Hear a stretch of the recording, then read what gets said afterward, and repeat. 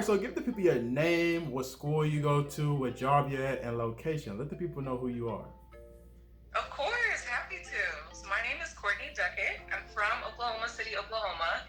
And this past December, I just graduated from the University of Oklahoma, where I studied industrial and systems engineering with a minor in management information systems. In a couple of short months, I'll be starting my big girl job at IBM in Dallas, There we where go. I'll be a technical support specialist working for the IBM cloud.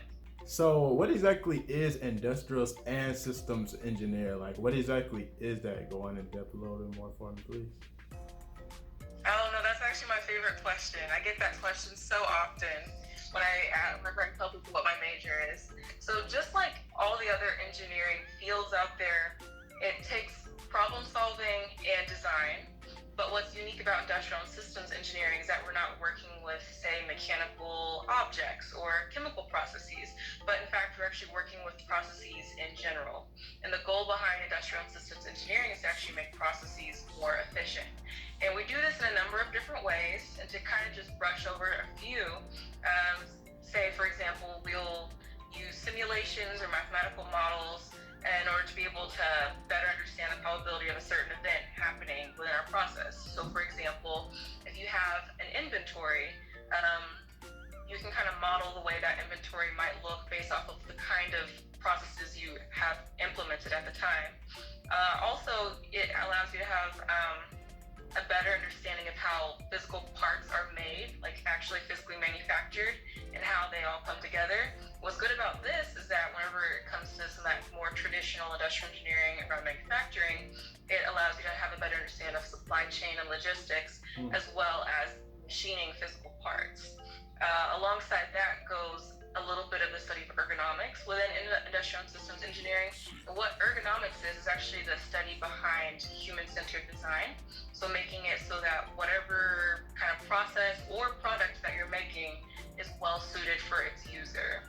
So for example, if I'm going to have a person physically manufacturing something on a line, I want to do it so that it reduces the chance of them getting injured on the job, or so that they're able to be comfortable while doing it so that they can produce more during a single shift. The thing I love most about industrial engineering, though, however, is that a lot of what we do, no matter what it is, we actually take a lot of data and we analyze it. By taking a look at data and analyzing it, we're actually able to make really meaningful decisions. We have a whole series of courses called data-driven decision making that goes around this whole idea of looking at data, using statistics and using information like that to make better business decisions. All right, so what would you say is the most biggest benefit when it comes down to being an industrial and systems engineer? Okay, so the benefit I tell everyone is how versatile it is. The great thing about being in industrial and systems engineering is that you're never really limited. There are a number of job roles available to you, and you're never narrowed to just one sort of industry. I'll take myself, for example. I've interned a number of different times doing several different sorts of things, all within having the same major of industrial and systems engineering. So, for example, my very first internship was at an elevator company where I was doing project management. So I was helping oversee the construction of elevator projects that were going up that summer. Then the following year, I got to meet you. We were working at GM together, and I got to do some more of the traditional industrial engineering in a manufacturing role. So seeing things actually get manufactured day to day on the lines, things like that. That was a really, really neat experience. Then the following year, I worked for a defense company alongside of their electrical engineering team. What was really neat was that I was doing process improvement within their electrical engineering team, but I also got to do some hands-on electrical engineering work myself. And that was cool because I don't actually do that in school, but you actually get to get out there and do it in a professional setting and do electrical testing and things like that. It was really neat. Electrical is the best. So it's okay. We'll say that, it's okay. I think industrial is still the best, but whatever. Okay. And so then moving forward, I mentioned to you all that I'll be working at IBM in a couple of weeks, and I'll be working as technical support for their cloud. What I'm most excited about is the fact that I'll actually be able to use programming. People don't usually know this, but in industrial actually do quite a bit of programming. We learned programming that. But for me personally, I also minored in management information systems. So I got to learn a lot about databases, for example, and handling data. All right, so what's something that you did not expect being inside of this field? Something that was just a big shocker. You could go all the way back from, you know, joining your first college class all the way up until now. Like, just what's something that just stood out for you? Like, dang, I was not expecting that. Okay, so the one thing that surprised me the most was just how many things we were able to get our feet wet with. So I had mentioned before that with industrial systems engineering, we got to do a little bit of data science, and we also got to do a little bit of machining. We also got to do some simulations modeling, mathematical modeling, lots and lots of statistics, and even some coding and programming and things like that. Compared to all of my other engineering friends and other engineering disciplines, I don't want to say that their path is straight and narrow, but by far we touched on so many different other things, and I think that that was just so much more meaningful, because that is what allows us to be able to work in a number of different industries, a number of different fields. I think that's what gives us the leg up as far as being the best engineering major out there. All right, so I remember you mentioning that, you know, you work on bags and little type of designer things on the side. Do you want to touch on that and go into more details about like how you go about doing your designs for your own products? Absolutely, I would love to. So as of last week, I started my side hustle. We launched Shop Seamless, where we can do things Click Creations. It's my mom and I, and we do different sewing designs. I'm still learning. I'm still more of an amateur when it comes to sewing, but she's been able to make some really, really incredible things and designs. It's been really fun to get to collaborate with her on it.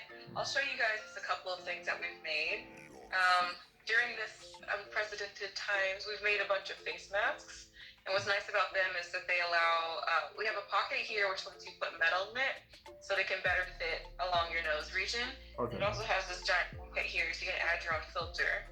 And we have them in a bunch of different shapes and patterns and designs. This one's just one of the cute ones that we made up recently. We actually have a lot of them in different Ankara prints and African prints and fabrics, so we can cater to our people, you know what I'm saying? There we go. And then Mom Shelf has been making some really cute bags over the years. Ooh, that's This is nice. one that she made, say, like last year. Thank you.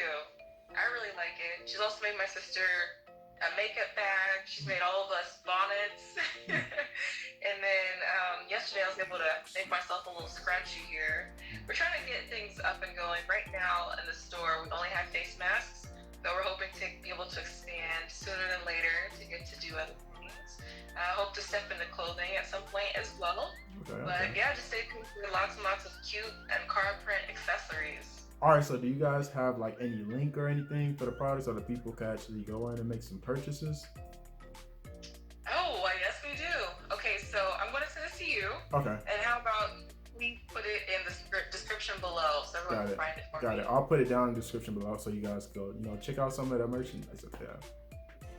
All right, so if the people out there want to, you know, stay in contact with you, get some more in-depth information about how to be an industrial and systems engineer, where could they find you at? Like, where could they contact you?